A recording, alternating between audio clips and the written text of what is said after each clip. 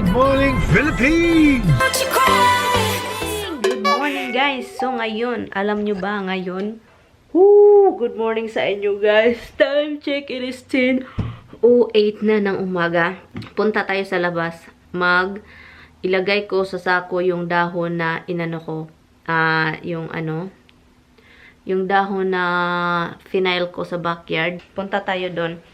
And ilalagay natin sa bag kasi pag mag-snow or uulan, hindi na yan pwede maano, di ba? Ilagay ko kayo sa tripod. I will see you outside. Bababong, bababay. Bababong, bong, bye. I miss Dada. Okay, let's go.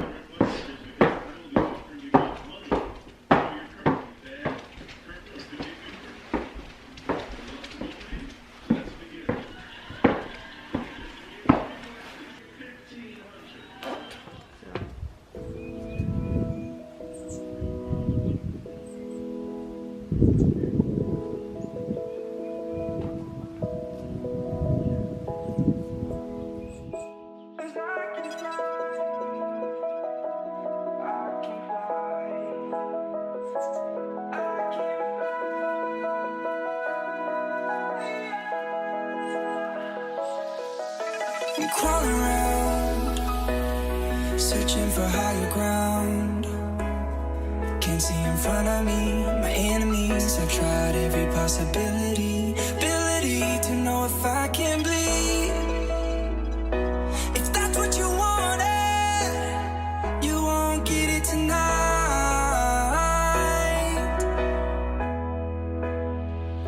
'Cause I can fly.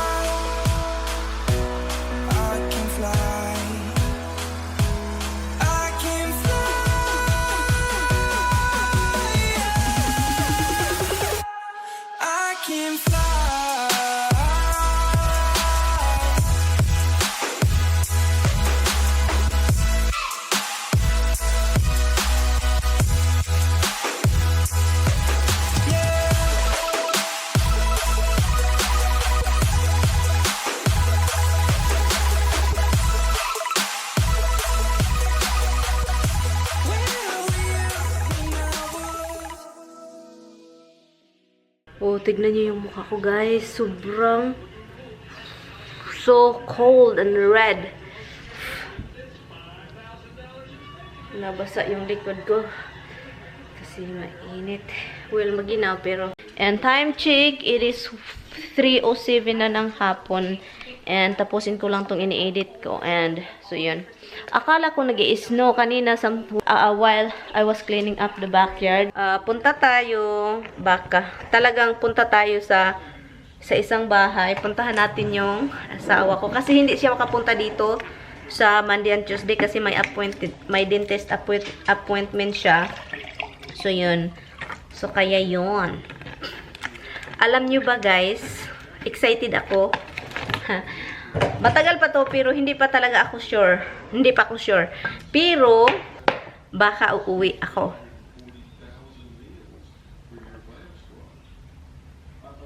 Nananghid ako ni Tommy. I asked him. So sinabihan ko na siya na kung pwede uuwi ako sa next year. Pero baka next year yung pagkatapos ng Christmas. Baka January 2 or I think it's gonna be like after Christmas uuwi ako. Pero hindi pa sure ha. Pero nag-ano ako sa asawa ko, nag-ask na ako ng permission kung pwede. Kasi ito yung mga problema ko guys, itong dalawang aso. Well, yung pusa okay naman lang sila iwan, pero okay man yung pusa na pwede man silang iwan. Gusto ko umuwi kahit takot na takot ako sa aeroplano. Gusto ko pa rin umuwi. Matagal kasi yung biyahe yun guys. Uy, grabe. Matagal na rin akong hindi nakabiyahe guys. The last time na nakauwi ako ng Pilipinas, that was 2015. 2015 April. Let's go outies! Let's go outies! Ay, natapos din ako doon. Gustong magpupo pala niya. Gusto pala niyang malibang. So yun guys, ang ginaw. Ang ginaw guys. Grabe ang ginaw. Pasok tayo guys. Akala ko mag-snow today. Akala ko talaga mag-i-snow ngayong araw kasi kanina may puti na tatagas na hulog snow. Pero na, ano siya nawala. Hi guys! Guys, I'm going to insert this video kasi meron akong kaibigan. Hi Beth, if you are watching, I don't know if you are, pero gagawin ko lang tong video na to para sa mga nagtatanong kasi meron ding nagtatanong. Yung kaibigan ko na si Beth, nagtanong siya kung paano daw gamitin yung Final Cut Pro. Okay, at saka meron ding mga taong nagtatanong din sa mga nagko-comment kung paano daw gamitin yung Final Cut Pro. So, gawin natin ito. Madalian lang guys. At saka yung mga shortcut. Kapag natutunan mo yung shortcut sa keyboard, madali lang talaga siyang gamitin. And also, nagsasalita ako dito dahil meron ding nagtatanong kung paano gagamitin at kung paano gamitin yung green screen natin sa likuran, di ba? May green screen tayo, guys. I don't know. Pero green screen itong nasa likuran natin, pwede siyang gawin kahit anik-anik. Pwede kang gumawa ng kahit anong wall.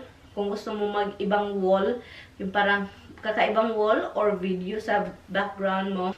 Pwede din siya, ituturo ko siya kung paano siya gagawin. And para lang sa akin kung ano lang yung natutunan ko guys kasi hindi naman ako professional guys dito guys kung paano gamitin yung itong Final Cut Pro, kung paano gamitin itong Final Cut Pro at saka itong green screen natin sa likuran natin. So, yun. So, ganito ako mag-edit. Ito yun, of course, ito yung ginagamit ko. Hindi na ako gumagamit ng mouse talaga na hawakan mo. Hindi na talaga ako gumagamit nun. Ito lang yun. Ito lang yung ginagamit ko. Pero guys, kung mag-edit kayo, ito lang yung play. Itong space dito, ito siya. Nag-play siya. Stop da yun.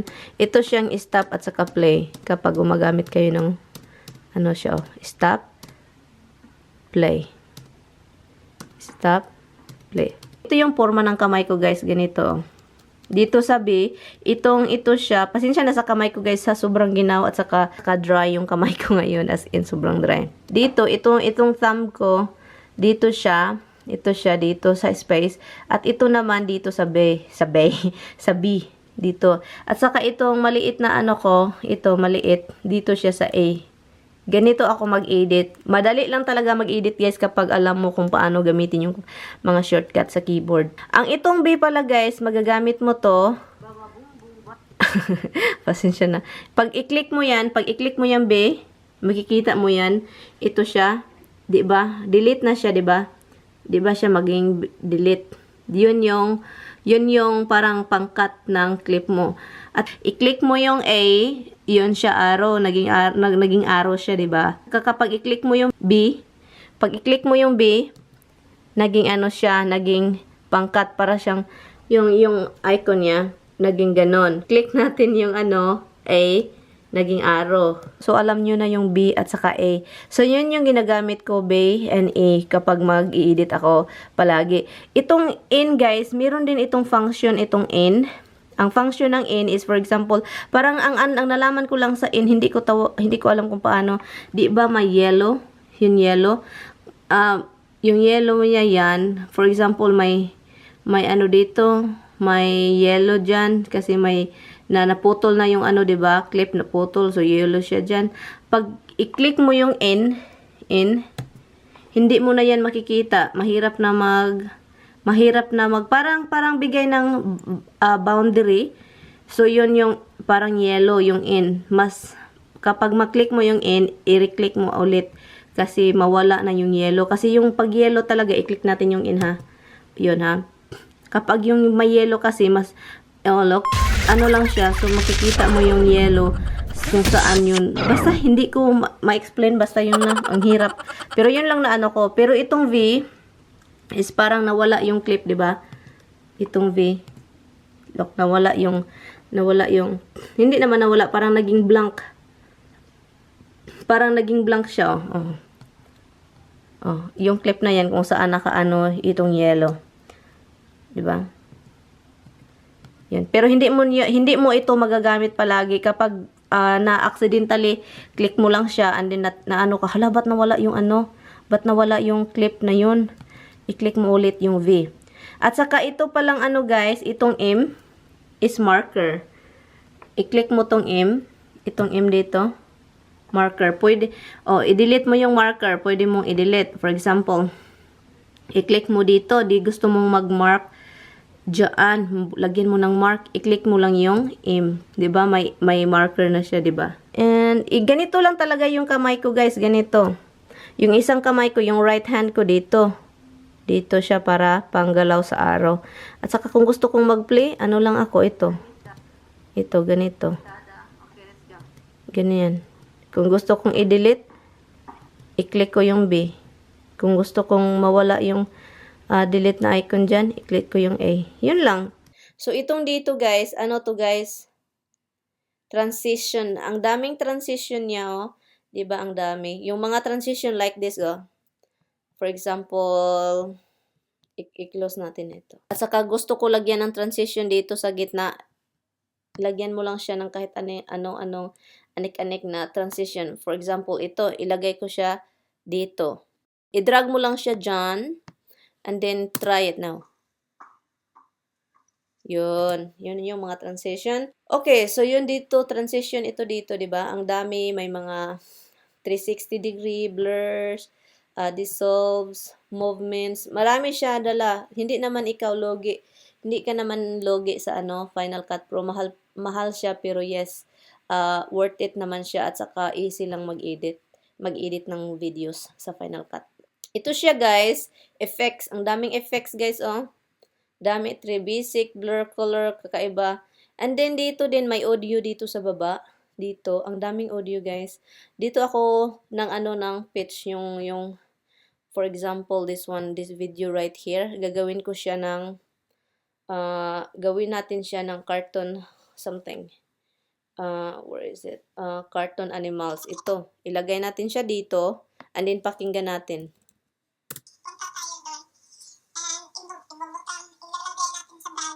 Yon. For example, nilagyan mo siya ng audio. Ibang audio.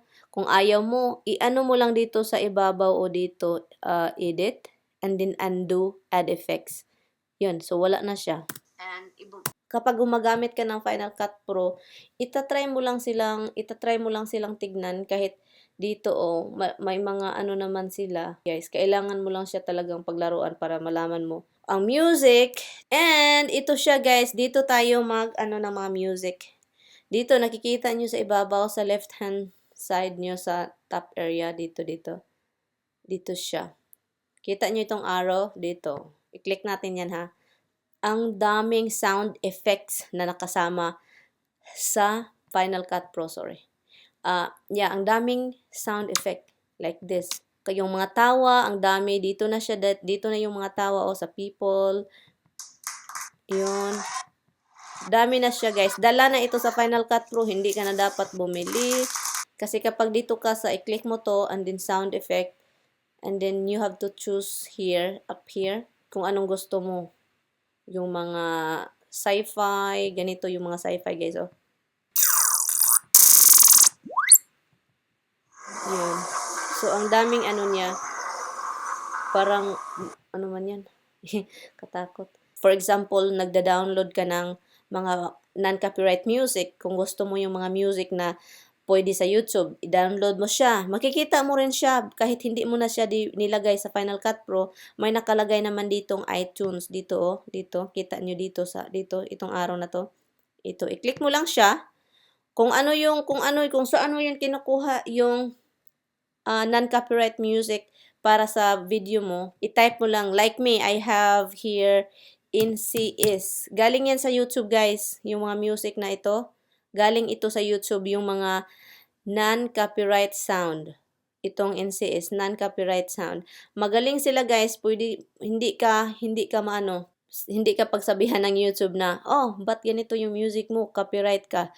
Hindi. Ito, kakaiba ito. So, ito yung mga, for example, ito yung mga ginagamit ko kapag mga long video na pina-forward ko. Ganito. Yung mga ganito. Ang dami niya. Mayroon din akong mga sound galing sa YouTube na ina-upload ko. Type ka lang YouTube. Ito yung mga sound effect na galing talaga sa YouTube. Ito. Kung ano man ang nandito, galing talaga ito sa YouTube like this. Yun. Sa YouTube yan. Yun, sure ka nga safe talaga para sa YouTube channel mo. So, kapag nagda-download ka ng mga sound from YouTube, yung mga royalty, sa YouTube. Worth it talaga to guys, yung Final Cut Pro. Hindi mahirap gamitin talaga kung paglaruan mo lang siya. Okay, punta tayo guys dito sa green screen. Okay, may nagtatanong din about sa green screen guys. I-cut natin, for example, ito, i-cut natin kasi ayaw ko to. Ito siya. I-cut natin dito. I-cut. And then, delete natin yan. So, deleted na siya. Itong green screen, guys, kapag may green screen ka, ang una mong gawin is, para hindi ka mahirapan, ang una mo talagang gawin is you have to go here sa effects. Sa effects. Dito. And then, di ba, dapat dyan sa all, hanapin mo itong keying. Ito, keying, hanapin mo yan. So, may makikita kang keyer, di ba? I-ano mo yan, i-drag mo yan dyan dito sa clip na ito bago ka mag-edit para hindi ka mahirapan talaga. Okay guys, balik po tayo guys kasi naputol po yung pagre-record ko kasi puno na yung laptop ko. So, I transfer all the clip na guys to my external drive. You have to put keyer first. Kailangan mong ilagay muna itong keyer kasi pag na-edit mo siya, cut na siya, ang daming cut, diba? So, you have to do it individually. So, kailangan mo siya bago mag-cut sa clip, lagyan mo ng keyer, okay? Kasi parang ano na siya. And also, kapag katapos ng keyer, guys, pwede siyang lagyan ng mga kahit anik sa background. For example, kung maglagay ka ng background, for example, ilagay ko to. Itong kitchen na to, ilagay ko tong picture. Itong picture na to is galing ito sa Google. Nag-ano lang ako ng mga kahit anong views. O ito, kitchen, di ba? So, kahit anong mga picture, videos, kahit anek-anek. So, yun. Meron na tayong magandang background na kitchen sa magandang bahay. Diba? Feeling maganda yung bahay. Kasi yung, diba, nakikita ninyo guys, yung picture is hindi siya abot dito sa gilid. Hindi siya abot dito sa gilid. Kailangan siyang maabot para hindi siya nakakatawa tignan. So, ang gagawin mo, i-click mo ito siya. Kapag nakikita mo na ito siyang yellow, that means highlighted na siya. Ang gagawin mo is punta ka dito sa gilid dito. Dito ka sa scale all. Dito mo. I-drag mo siya. Ganyan. Nakikita niyo yung picture nag-move. So, yun. So, okay na siya, di ba? Yung background natin sobrang ganda na. Di ba? Ang ganda ng background. So, pwede siya video. Kapag gumawa ka ng video, kung saan mo lang nilagay yung picture mo, pwede man mo yun ma-stretch yung picture o ma-stretch yan. Ang gagawin natin, pwede siyang video. Itong video na to dito sa dito, sa gilid man itong video guys dito. Idadrag mo lang siya guys, i-drag queen. Yan. So, ito na naman yung video, i-click mo to para maano siya sa frame. Yun. Diba? Tingnan nyo nga. Diba ang ganda? Diba? Kapag may green screen talaga, maganda. Kasi, malagyan mo siya ng mga kahit ano-ano, yung mga nasa background mo, diba? Ang ganda. So, yun lang siya guys. Easy lang naman. Wala naman pag may green screen talaga. Yun lang naman. Wala naman talagang mga dapat anong gawin pa. Yun lang yung dapat mong gawin. Kung gusto mo yung steady, doon ka sa picture. Kung gusto mo ng video na magandang video background, yun. Kung gusto mo yung lugar ninyo sa Pilipinas, sa lugar ninyo sa Pilipinas, yung mga sa Davao, yung mga Eagle, whatever. Mag-delete ka pala guys. Kapag mag-delete ka, for example, i-click mo lang siya para magiging highlighted na siya. Dito ka sa ibabaw. Edit. And then delete. So, yun lang. And pwede din dito. Pwede din ata dito, be. O, pwede din. I-click mo lang siya. For example, ito pwede din. Hindi ko ito alam Hindi ko ito ginagamit. I-click mo lang siya. And then dito, may delete sa sa keyboard mo. Sa keyboard. May sabing delete. I-click mo yung dun delete, nawala. So, yun lang siya guys. Thank you guys so much for watching.